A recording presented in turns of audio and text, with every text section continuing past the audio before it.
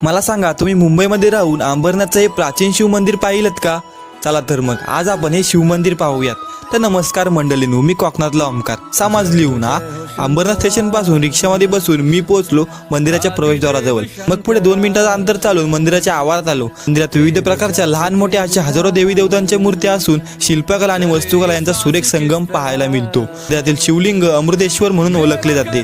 नावावरूनच शहराला अंबरनाथ हे नाव पडल्याचे सांगितले जाते. पायापासून ते नखशिखरापर्यंत हे मंदिर अगदी नखशिखांत सौंदर्याने नटलेले आहे. मंदिराची रचना गर्भगृह आणि सभा मंडप अशी 2 भागात विभागलेली आहे. मंदिरात प्रवेश करताना प्रवेशद्वाराजवळ अलीकडच्या काळातील 2 सुबक नंदी आपलं लक्ष वेधून घेतात. सभा मंडपातील 4 खांब म्हणजे कोरीव कामाचा उत्कृष्ट नमुनाच म्हणावा लागेल.